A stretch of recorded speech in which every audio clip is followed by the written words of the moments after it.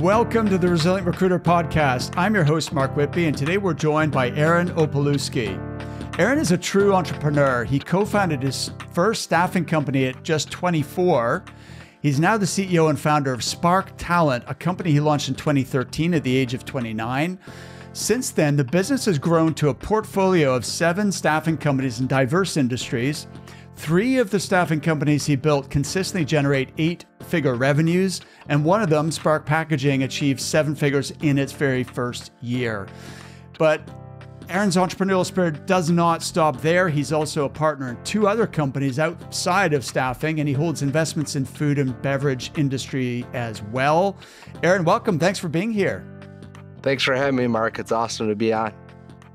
Fantastic. So you were referred to me by Mike Williams. How do you know Mike? So we met on LinkedIn, and we were chatting a little bit before we started recording, but met on LinkedIn, just started following Mike's content and really liked what he had to say.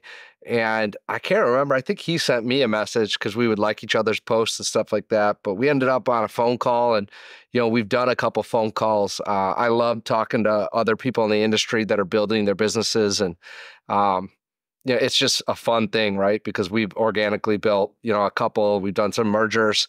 So, different aspects to it, but I'm watching what he's doing. I'm like, man, I really like what Mike's doing as we talk to each other. And he was, I think the first time we talked, he was starting to bring people onto the team. And that's always a fun conversation for me because there's more complexities that come with that in the recruiting business. And I think he's a great guy, got a good head on his shoulders, and cheering for him. 100%. We're both cheering for him. He is an awesome guy. I really enjoyed that episode of the podcast. For listeners who want to check it out, it was about startup success, how to build 1,200,000 in your first 15 months. And so, yeah, that's cool. His content on LinkedIn is really good. And as is yours, actually, Aaron. So definitely encourage people to check out what you're doing on LinkedIn. Really good LinkedIn content there. So, yeah. So listen, how did you get into recruiting in the first place, Aaron? Kind of fell into it like most people. I was doing personal training. When I first got into recruiting, I was doing training with a director from Aerotech. And didn't know anything about recruiting, didn't know that he was kind of recruiting me as we were doing some sessions together. But we got to know each other over a couple-month period, and he asked me what I was looking to do kind of long-term. And I told him, hey, I want to be a CEO someday. I want to be in business. And of course, at the time, I had no clue what that meant. And, he just one day came up to me and he's like, hey, would you like to interview with us? I work at this company called Aerotech, and, we do recruiting and staffing, and I knew nothing about what that really meant, but I had really started to look at him as a mentor and someone that I respected and looked up to. And I was interested and intrigued by that. So took an interview there and was blessed with the opportunity to work there. Had a great experience for about 18 months there, just learned a ton, and very grateful to everyone that mentored me while I was there.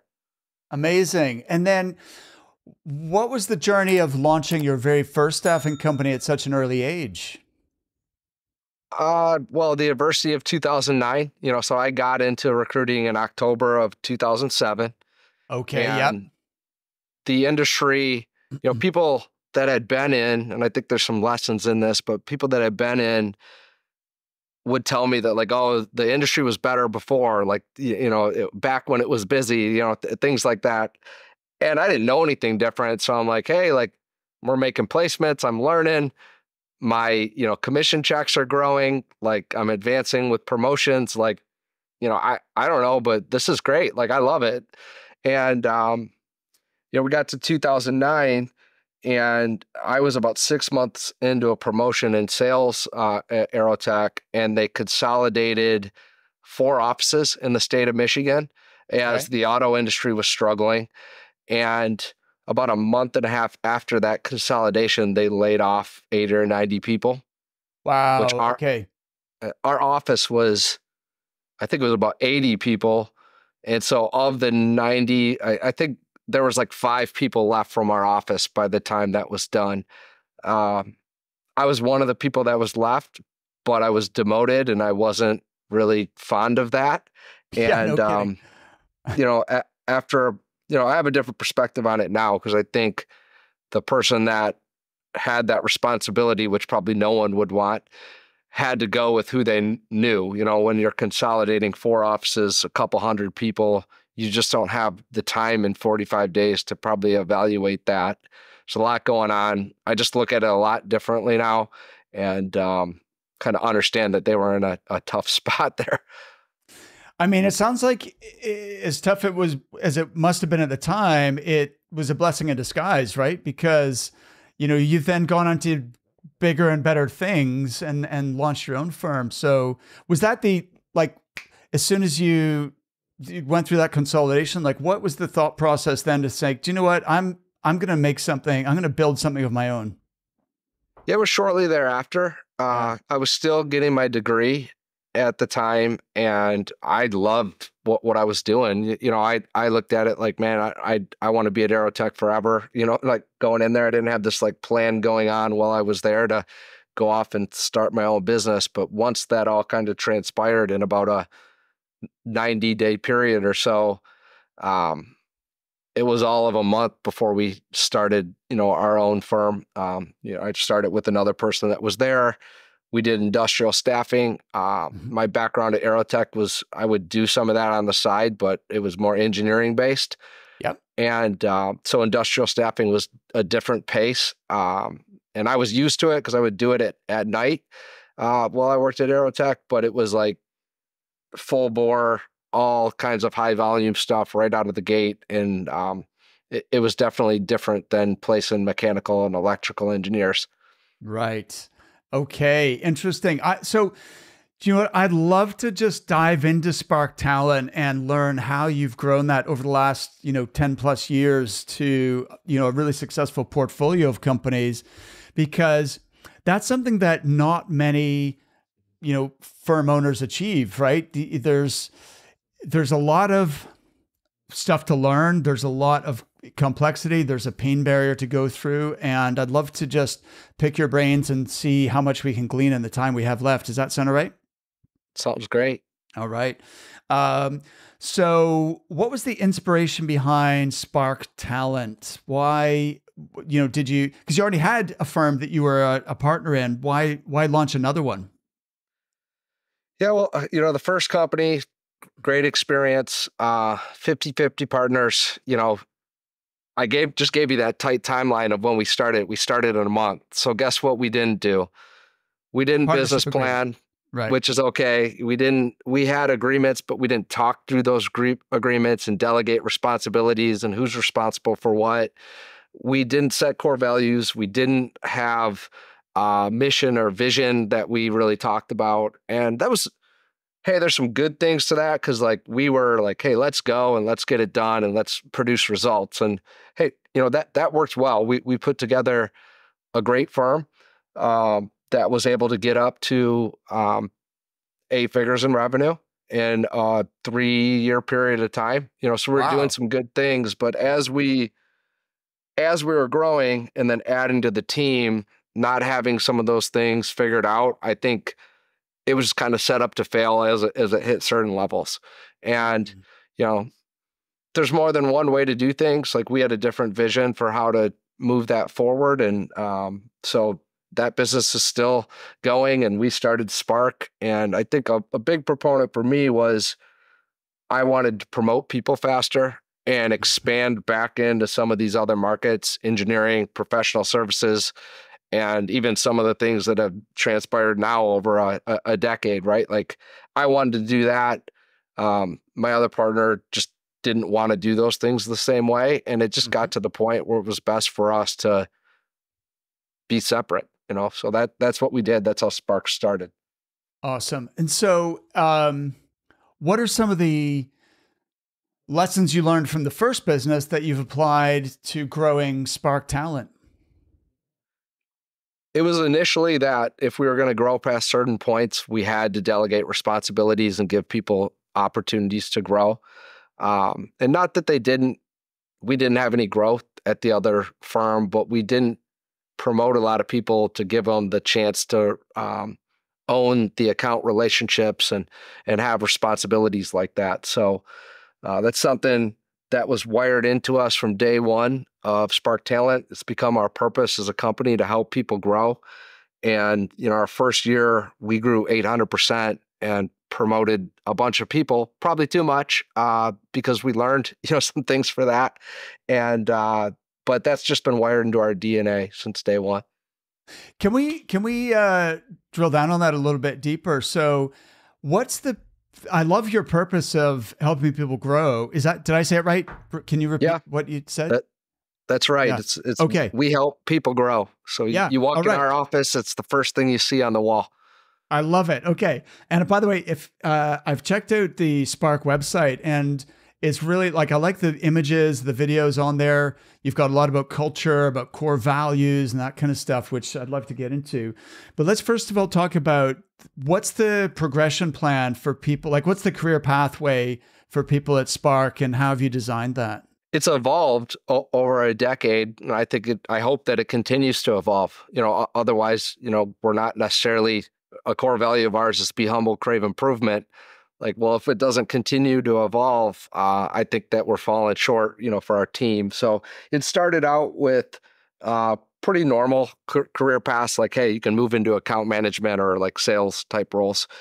But it's now fragmented out to where we have career paths within recruiting, within account management, within business development, within some of our specialized teams, all the way up to, high level, what we would call entrepreneurship, where you're running business units for us, to actual entrepreneurship, where as it stands right now in the 7 companies, we have 15 equity partners. Some of them operate the companies day to day, which is very important to that for us. Some of them sit on what we would call our own little board of advisors for that company to help facilitate growth faster. Usually those are people that have been key parts of growing one of the other entities, and they might have a skill set or a good client crossover to introduce that other company or vertical.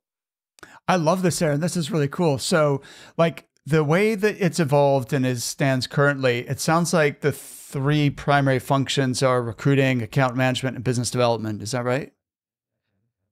Yeah, but then also on our ops side, I'm in 2020, I really became kind of a nerd for the ops side of the business. I kind of look at my progressions, as a person, as a CEO, that was an evolvement for me, because it went from being good on the sales and production side.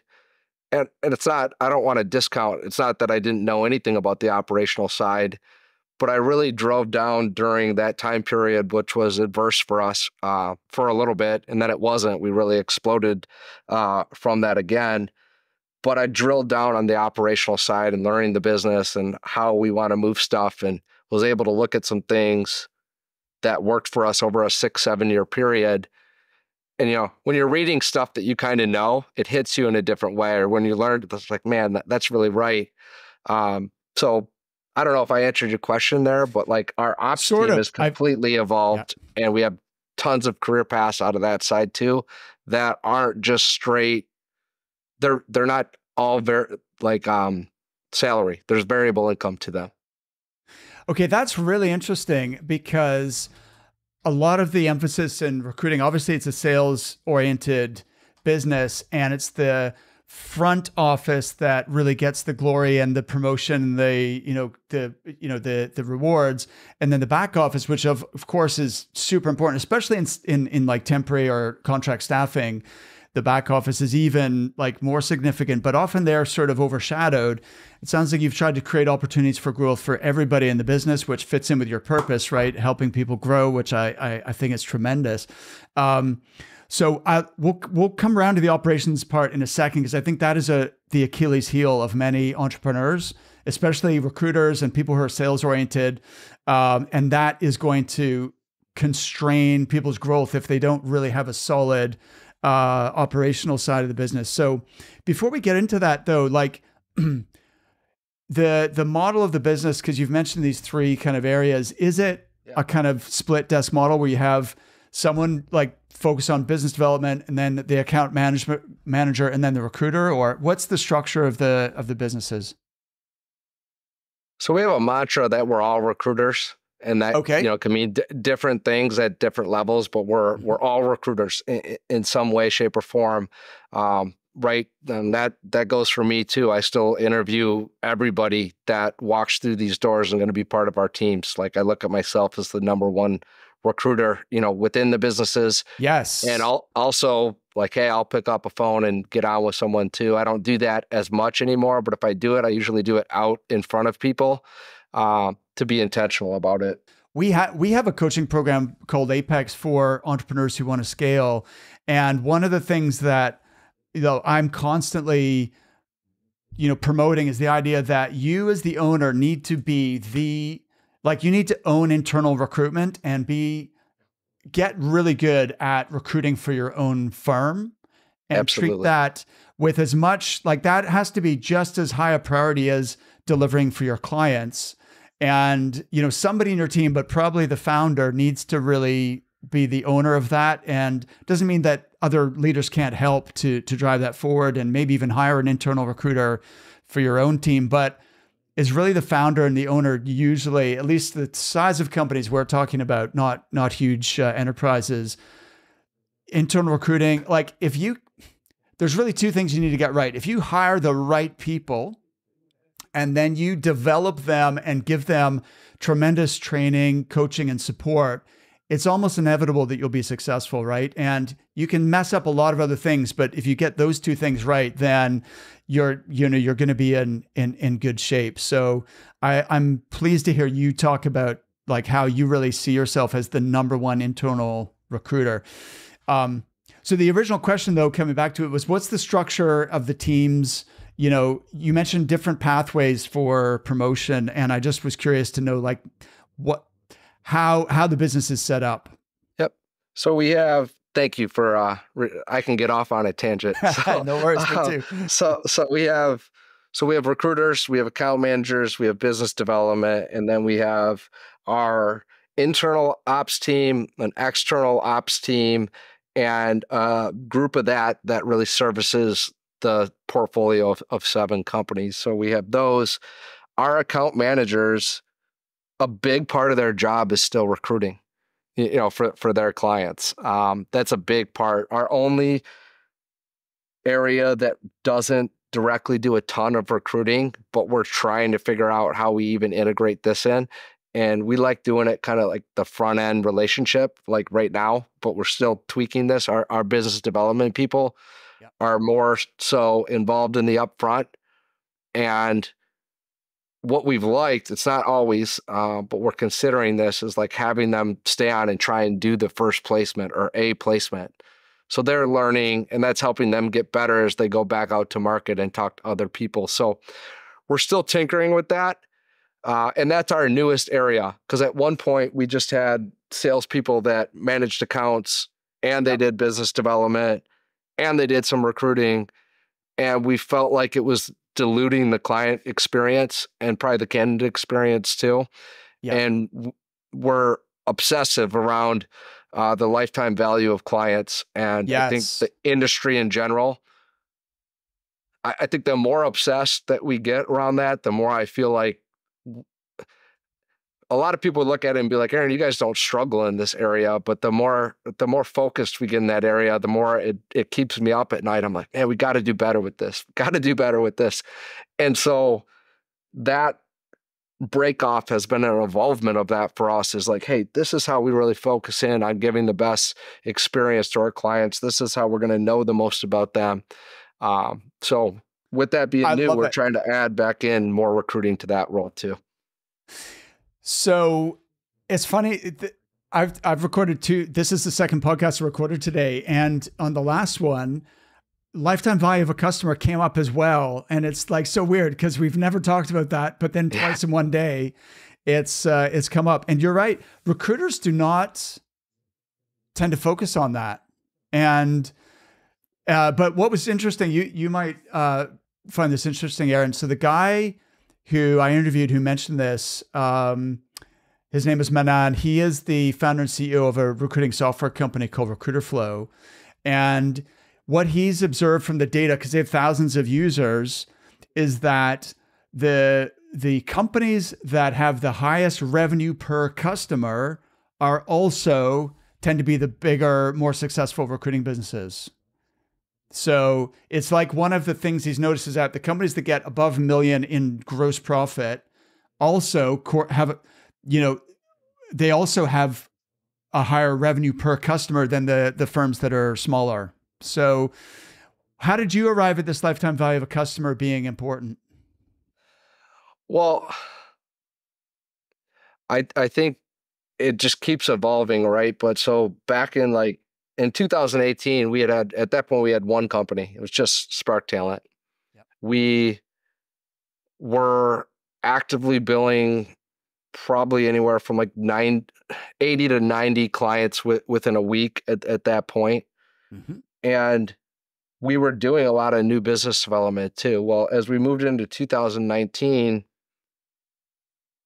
we had collected, I think it was like over 100 new service agreements in 2018. Wow. And our active clients week to week weren't really going up. And that was my first like moment where I was like, man, I don't feel like we're doing I feel like we need to do a better job on this. Now it's really increased from there. Like now I would look at that and just be like, I would have a pit in my stomach the way that was going on. But that was like, I was noticing that like something ain't right here. We're bringing in more stuff than we have actively billing. We're doing some good stuff. We got some amazing clients, but like there's stuff falling through, too much is falling through. So in 2019, we kept that going and we saw kind of the same thing. We didn't really see a lot of growth with that. Well, then 2020 happens. And our active client base went down in March, as I'm sure a lot of people did. 100%. Yeah. And we looked at that and it's like, okay, we have like, at the time, it was over 400 active agreements and we're billing like 20% of that right now. We and we looked through some of the, like, hey, we were, billing this, doing this much business with this client. And right now we're doing nothing. Like, why? What's happened? And it's like, oh yeah, it's like, I could look at that and say, well, this salesperson didn't do this or that. Like, no, it's my fault. It's my fault. Like, what do we got to do to fix that? And so we kind of shut down new business development and focused on more of like nurturing the client base. And we did that all the way from March of 2020 to the end of 2022. And it wasn't until 2023 that we turned back on that new business development lever. Well, when in the process of that, we took our active headcount up about 50% from its former high. Wow. That's crazy. So it's good. There's still much work to do because that means we still are not even at 50% of an active service agreement, but it's improved quite a bit. So you went from 20% to 50% of your service agreements that you're actually billing with. Did I understand that correctly? We went, I think our high's been right around 145 in a week. So, and that's held, we were able to break that 3 times last year with new business development. So it's one of the things we track. Yeah. But so I don't know what I should know, but that's 45 would be 130. Yeah. So we're above 50% growth on that from before we had kind of switched our mindset on that.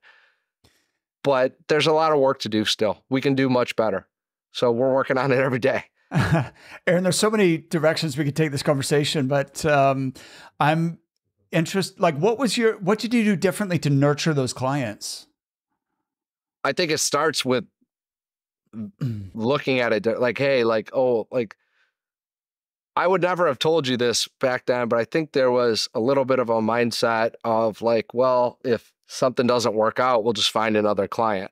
And it like pains me to say that right now because I don't feel like that was ever directly said, but I think there was like some undertone, like language or like just the way that we would like develop our teams, it was taught to hunt. Well, what about like maintaining great relationships? Not that we never talked about that, we did, but I don't think we were obsessive around it, around how important that is.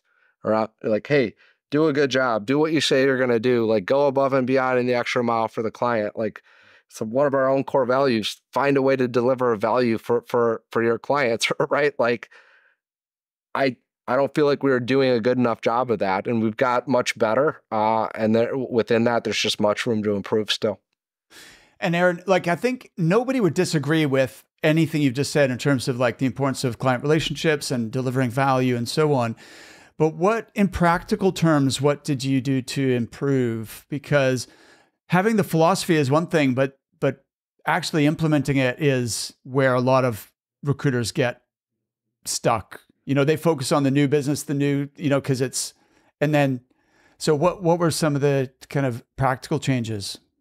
Yeah, some of the tactical things that we did is, instead of, we really tried to take our account management role, and there's still some nuance to this, but like, instead of someone having 30 accounts, try and get them the right 10. We started to focus more in on niches. We do both volume and non-volume recruiting. We do contract, we do direct hire. We have 8 different service lines between the companies. We didn't when we started this process, but like, there's a lot going on, and that's great. But if you're not disciplined, if you don't have a plan with that, it can really lead you in a bunch of different directions, and it just dilutes your value to the client. So we had to work through that, because we were doing some of that and really had to get our roles dialed in on who was doing what, how we were going to focus them in. And as we put more of a focus on the type of role, the amounts of accounts for account managers, we started to improve that service and would get more active billing clients going at once within each of those account managers. And then we scaled that role. When we started that role, we had some legacy people on our sales role, and it was June of 2021 when we put the first official, hey, they're just going to do account management, no sales development. Like, that's their focus. Or at least no KPIs behind it. They could bring an account in, but there's no KPIs behind it for them.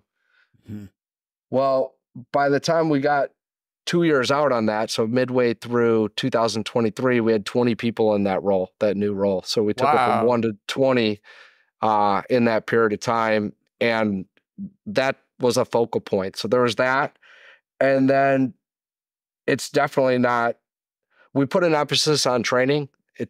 I don't want this to come off like it's me doing it, because it's a lot of great people, but I feel like I own a responsibility in that. And, every 2 weeks I run an account management training with our account management teams from across all the companies. So there's other trainings that we have in place, but it's really like ongoing development. Like, that's an important thing. Reminding people of things that they've learned that they need to maybe tweak. Yeah, I agree 100%. And so, there's a lot to unpack there. One thing I was curious about, Aaron, is because you mentioned contract and direct hire. What's the split or the mix there? It's different company by company. We just introduced 2 of our portfolio companies to contract, the contract side of the business last year, and one in Q3 and one in Q4.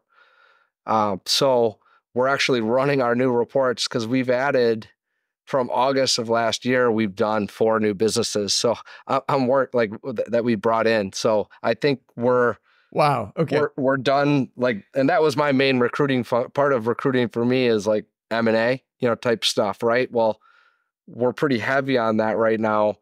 So I expect us to come in somewhere on our contract sales, being about 50% of our overall gross profit. It's much higher on the revenue, right? I like that you said gross profit earlier, because, in staffing, revenue is one thing, gross profit's really what's the most important to me. And at the same time, you want to make sure you have good reoccurrings, in my opinion, or that's a good thing to add to your business. So we get about half of our gross profit right now from contract, style placements. And then we have another 25% or so that comes from different reoccurring styles outside of contract. And then the rest is direct placement, or, we don't call it retained, we call it engaged search, but, Yep. Upfront searches that we're right. taking. I high five, Aaron, because I'm 100% with you on the gross profit thing. I don't know why so many staffing companies focus on revenue. It's because I mean, obviously, on one level, like bigger is better as far as revenue, but on the other hand, like gross profit is a more important metric as far as I'm concerned. And the reason I think like we always talk about gross profit is because we're trying to compare like for like with our permanent clients versus our temporary clients that do temporary. And the only way you can really compare them is, well, what's the GP, right? And because that's right. And so, and of course, everyone's heard the expression, revenue is vanity, and then profit is sanity, and cash is reality. And, so yeah, GP 100%. That's a more important thing to focus on as far as growing is concerned.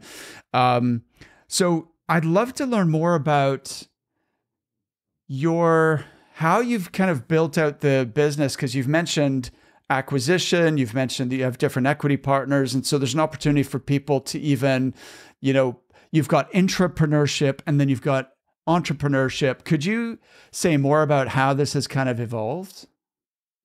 Absolutely. Well, it goes right back to the purpose. Our purpose is to help people grow. And we're in an industry that's very fragmented, right? Like you get people that, I want to build companies that I would want to be a part of. Yes. That's a big thing for me. And I loved, my time at Aerotech. And again, I had no plans of like going on and doing entrepreneurship. But at some point, like they probably would have either kept elevating me there, or that may have happened, like whether I realized it at that point or not. So we don't have anything special within our companies that can't potentially happen to us too, where it's like, I believe that your vision for your company needs to be able to fit everyone else's visions inside of it. Mm-hmm. And so this is different for everybody. And I'm not suggesting, I have coaches, that I love, like I look at as mentors and they're like, you're crazy having 15 equity partners, but I love it. And wouldn't have it any other way, because I think you get the chance to meet people where they're at, knowing that can evolve and change for them over time. And without even getting to the technical side of like our EBITDA roll-up strategy or anything like that, it's just you're providing a vehicle that no matter where someone's growth curve goes, like they have that opportunity inside of our system, inside of our portfolio companies. And so that's a great recruiting tool, in my opinion. That's Absolutely. how we keep people and grow. Exactly. You've kind of solved, I've only come across one other guy in the podcast who has done something similar, and it's a British guy. Because if you think about it, one of the it feels like a tragedy when you have someone really, really good and they fit well within your culture, you like each other, there's a values alignment, but they reach a point where they want to run their own business, and that forces them to, to split off from you and do their own thing in competition with you. Why? Surely it makes more sense for you to be an investor and back them and work together, but give them the opportunity to, have ownership, rather than compete with you. That is my preference. And that doesn't mean that, if someone's just like, oh, I want to be an equity partner, I'm out of here. Well, okay. Like that's not probably a good setup for that. Right. But, through our one-on-ones, through understanding what's important to people, how they want to grow, their goals and aspirations, like we should be able to, like we're recruiters, we're in workforce solutions. Like we want to get really good at this stuff internally on like, how do we help someone on these career paths? What does their career map look like? It can change over periods of time. It's not like we do it when they start and never talk to them about it again. Like these are consistent things. And we want to understand what someone wants. And then, man, if I can paint a clear blueprint for them on how to get there, like what else? There's nothing else that I could want, you know, and hey, that doesn't mean that someone doesn't go off and do something else or whatever. But I believe we've set up the vehicle the best way possible to retain the right people within the culture, to help it grow, to, you know, there's so many niches and things you can do within recruiting, and we can't all be everything to everybody. And that's really where that's evolved for us, because talent doesn't have a niche. We operate in 10 different sectors and really 5 different swim lanes, and we still do that. But at one point that was like 15 sectors, and it was even more swim lanes. And so as we've expanded, that's got tougher. And that's where we started to crack off and look for strategic mergers to kind of like, hey, like we know this, but this group knows this better. Oh, and we can come in and give them 20 accounts like over a period of time. Like we can really help this thing move. So that's what we've done in a couple of these instances. Wow. So that's cool. Talk to me about the mergers and acquisitions part of this. Like, how have you identified those target companies that you think are going to be a good fit for you? Because there's probably other companies where you think, I wouldn't want to work with those guys, right? And so, you know, how do you find the companies that you think there's going to be mutual value and that they're going to fit within your, because you've built something pretty special and distinctive and you want to preserve that, right? You don't want to dilute your culture. And that's the risk with M&A is, you know, it's these things don't gel together. Yeah. Yeah. So we still haven't done an acquisition. We've done all mergers, or we've started them organically. Now, that doesn't mean we haven't looked at acquisitions. We've looked at where we've actually signed NDAs and looked through financials and stuff like that. It's more than I can count on 2 hands. We've looked at probably 100 different situations. We have a couple brokers that send us stuff to look at, but we've yet to do that. And that's one of the reasons. It's like, it just hasn't made sense for us yet, because we're not going to do something that pushes revenue up or pushes gross profit up $1 million or $3 million, even though that would be nice. Well, if it impacts what we have going on from a culture standpoint, it's not worth it. Let's just go pour into these other areas. So we haven't done an acquisition yet, but our biggest thing up to this point, in my opinion, has really been what we do on social. And it's not just about what we do on social. It's a mix of what we do on social and having an actual business that's growing and building a track record and doing something behind it. And that's how all our businesses have come together, whether it be organic, where we move someone. You know, we've taken people from one company and have them start something for us and just say, hey, we're doing this. Let's stack it over here so we can actually do it right and grow it and put an emphasis and focus on it. And like one of our most recents, I laugh, like she'll see this and probably laugh too, but I've been recruiting her for like 4 years and it just wasn't the right time. Yeah. And we were just starting the process. We had just added our first company. So I was actually recruiting her to try and come on at Talent. And she had just started something else and wanted to give that a fair shot, and respected that, right, and just kind of backed off. But we've known each other for over a decade. We competed against each other at a high level, you know, for years.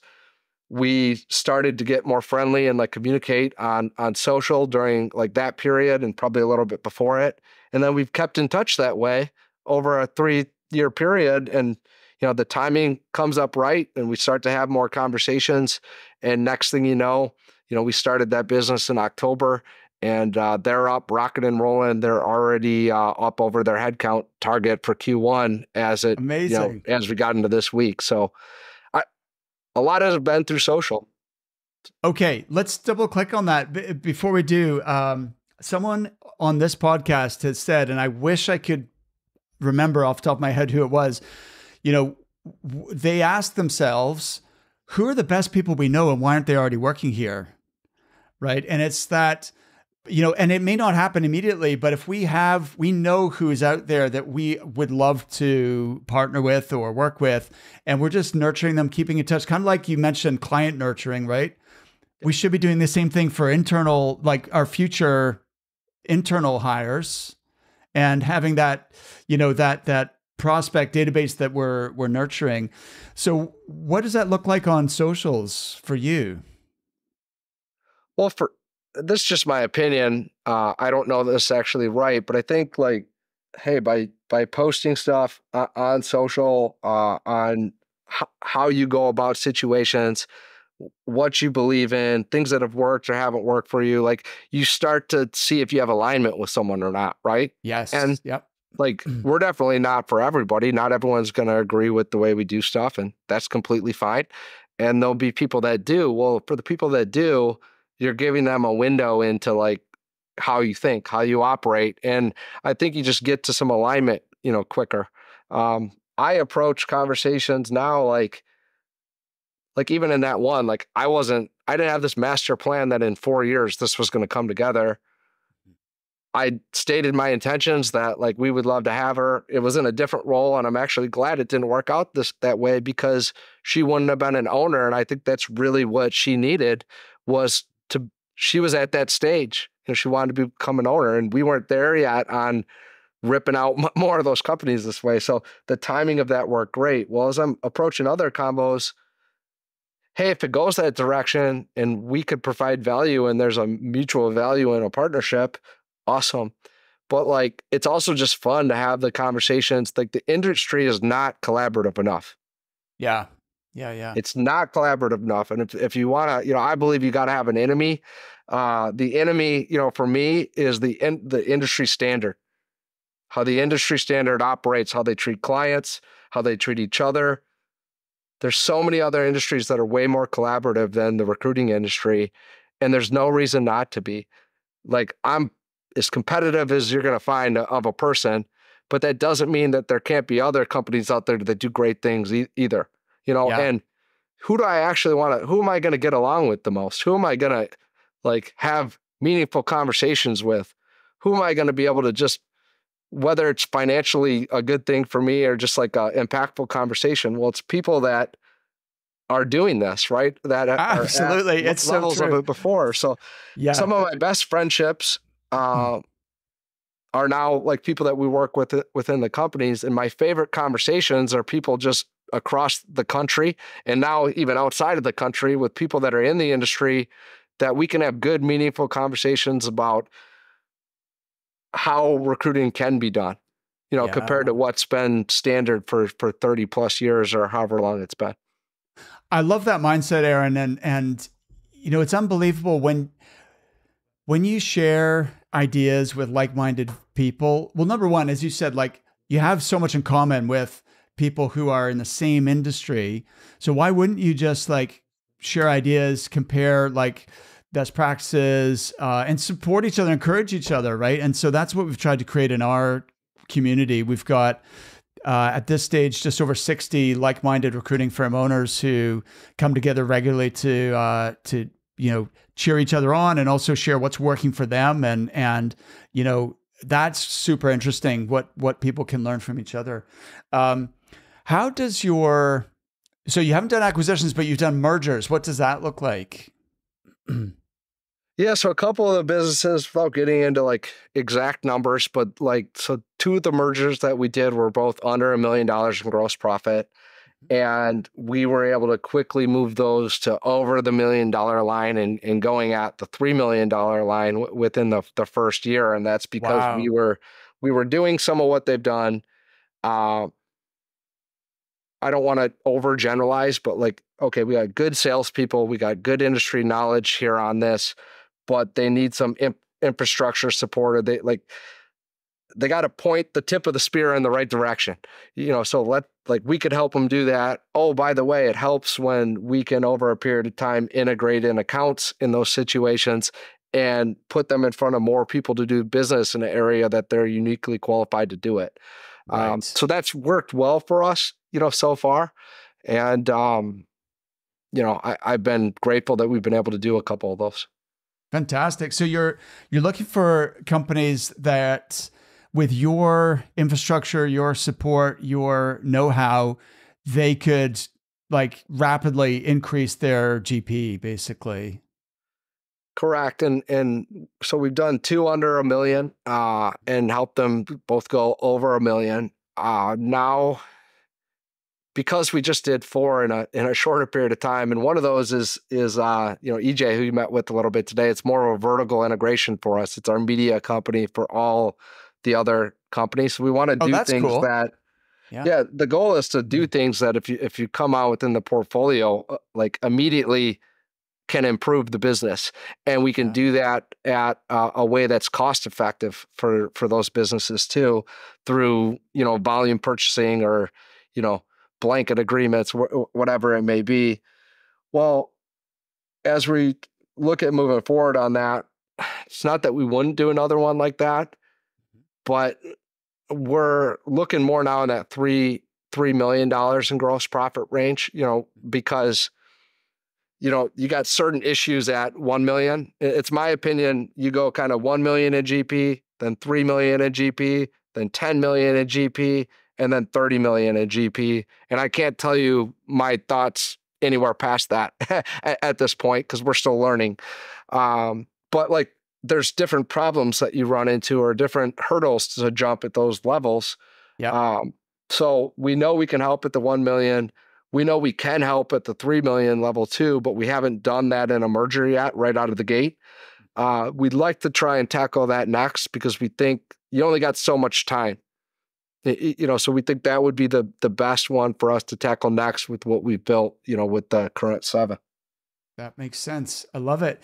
We're kind of going this direction anyway, so I want to circle back to the operations side of the business. You said a few years ago, you kind of had this realization that you needed to level up in that area, both personally and also as a business. Can you talk about what was the moment where that became obvious to you that that was an area that was required, and then what did you do about it, and how has that evolved? Yeah, I think my initial approach on this was very aggressive, and it helped us in a lot of ways, but I kind of had a number in mind, a net income number. I said, hey, let's cross this number, and everything else, if we get above that, cool, but let's grow this thing above that number. And that worked really well for us. We started the company with 5 people, and we went to 20 in the first year. And then as we made our way all the way up to about 50 people, that worked okay. And we moved that number along year after year. It worked okay. Well, what happened in 2019, just to be, business for us has not gone straight like that. We kind of have gone in some loops of growth.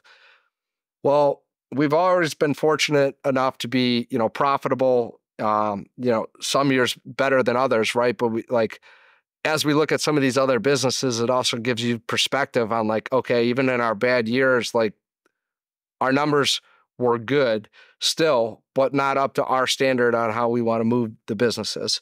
And so in 19 for us, we had expanded internally, quite a bit as we were pushing, and we're up over this net income number. Cool. Well, then what happens? We hit one of those loops, and we didn't hit one of those loops with 20 people on the team. We hit one of those loops with 51 people on the team. Right. So what happens specifically as it relates to gross profit is, okay, so gross profit corrects a little bit, but we still have, we're not setting up operational budgets. We're just kind of doing it oh, we're over this number. Yeah, you want that tool? Cool. We'll add it. We'll try it. We trust you. All this stuff that it's not done with bad intentions, but it's done recklessly, even if we realized it or not. So we were doing that. Same thing with our hires. And what happens is when that correction comes, well, then our team member spend goes way up, our operational spend's way up, and what gets pressed down is the profit. Yes. And fortunately, we didn't do that to a level where it flipped the business, right? But that happened to us in 19. We were starting to evaluate that moving into 20. And then we kind of got a double whammy of that in 20 as we got into March, and COVID hit, because that really intensified for us. So that was good learning moments, but it really was the catalyst for us kind of reaching the next level and being able to evolve and mature as a company. So what came out of that for us is we have a gross profit strategy. We want to spend X amount on team member spend. We want to spend X amount operationally, and we want to have X amount on that percentage number for net income. It doesn't mean we won't make decisions to invest in areas that push us above those limits, but we need to know when we're doing that and have a compelling reason why. Then we need to watch it. We do it on a report card, but we need to watch that to evaluate if we're how good we're executing on that. If we don't execute well on that over a period of time, whether that be 90 days or 6 months, I don't think it's a year. I think it's probably one of the two, depending on the investment. Well, if we're not doing that, then we might need to cut some of the complexity back. Okay, fantastic. So what have been the biggest changes or improvements you've made on the building out the operations side of things? So we figured out how to turn our ops team into a revenue center, where it's not just pulling, from that number, without, and I want to say this, I want to give it full context. You referenced this earlier. The ops teams contribute immensely on the contract side and just with the facilitation of everything that goes on within a staffing company. It's vital, especially if you're in it for the long run. But they don't necessarily drive a sales number up. They don't generate gross profit. They're a part of generation of gross profit, and then their operational expense, is coming like right out of that. Well, we figured out as we started these other companies, we have shared services.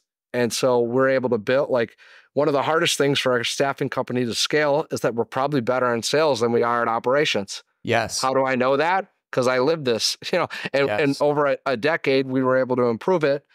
But I look at it now, it's like, man, like if I were to start another recruiting business with, we started 6 more. Well, how would I do it? Well, I would love to have a built out team and be able to get a fixed cost point on that and be able to kind of control that cost as we're growing. And let me focus my hiring in on adding good recruiting, people to the team. That's what I'm probably better at as the owner at that point anyways. Let the experts, do this. So that's what we did. And so we built for that, right within that team. So we did that for a couple of years. It's been an immense success for us. It's helped the other businesses be more profitable. It's helped the acumen of the entrepreneurs grow faster. And as we got good at that, we just decided to take that external too. So we have HR services group that helps externally with clients too. A lot of people that are kind of under a 50 headcount for team members. And then some mid-sized businesses as well that were either doing their full HR support or a lot of times assisting their generalists or like HR directors if they don't have their generalists properly staffed. That's awesome. But that's all come from that. Yeah. So let me just make sure I understand this correctly. So you've got the shared service center, which, did you say that they bill all the other companies in the portfolio? They do, but we do that at we can put a robust team on that, and I can put a team that, the outlay of that team's skill set, might be $1 million in payroll on an annual basis, and they're getting it for 10 to 15% of that. Right, exactly. And it's not so much about the time associated, it's the expertise and where we need them. And that's we now have 4 of the companies doing contract side of things, right? Yeah. Well, for 3 of those companies, it would be a tall task. There would be 2 of them are more technical, but one specifically is doing a lot of industrial staffing, right? So now you get into comp, you get into, safety, it's not just about the comp, it's about the safety proactively up front, what's in place with all this stuff. Well, it's just of immense value to have that stuff set up to try and keep a mod from getting out of control. To have that set up is of immense value if you're going to try and go down that path. Absolutely. And then you've started offering that service externally to clients as well. That's genius. Love it. Yeah, we're trying to grow that. That's our newest area. Having a lot of success. We're above our targets for the year. but we're hoping to really do what we call them igniters, but cross our igniter this year and then really invest in expanding that. Similar to like, there's some good companies out there from a marketing standpoint, at least. I can't speak to what they do, but like Bambi does a really good job marketing this. Insperity is one that I've seen, quite a bit, that I think does a good job at least marketing it. And we're doing a lot of that organically now. The decision hasn't been made. Do we keep doing that from within talent, or do we break that off so that we can market it like specifically standalone?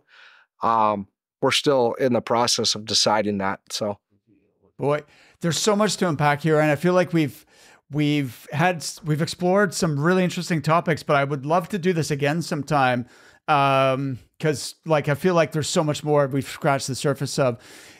Two more quick questions before I let you go. One is, you mentioned, I think you call it, was it recurring revenue, which was distinct from your contract revenue. Could you elaborate on what that means?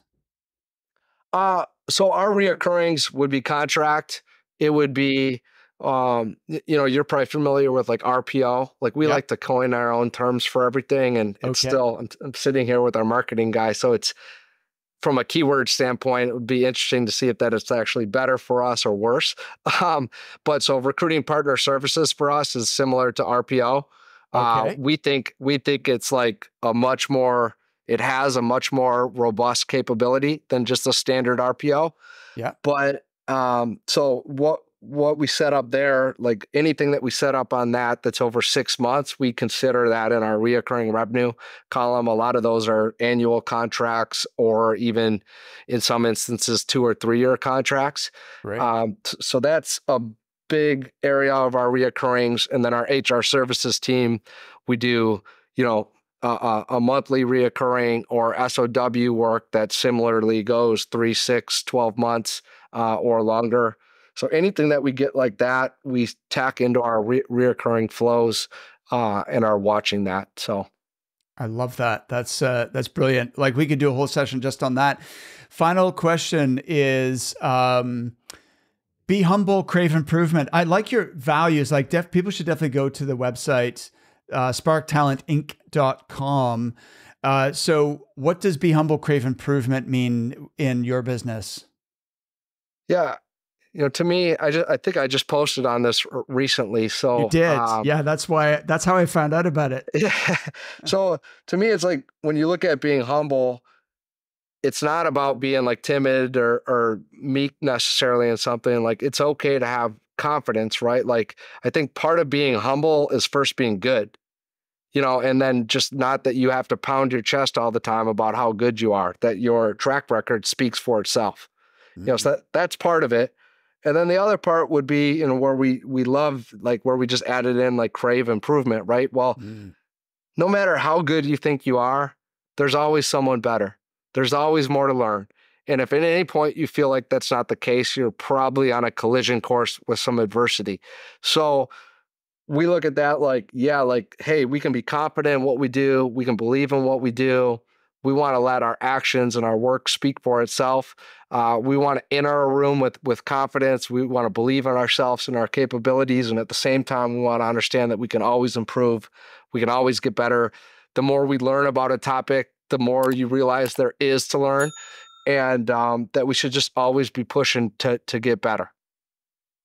Beautiful. I think that's a great way to finish up the podcast interview, Aaron. So listen, it's been a real honor speaking to you. Thank you so much for sharing, your wealth of experience, all the, adversity you faced, and the success, the triumphs you've had as well. So appreciate you. Yeah. Thanks for having me on, Mark. It's been great talking to you. And I'd love to do it again sometime.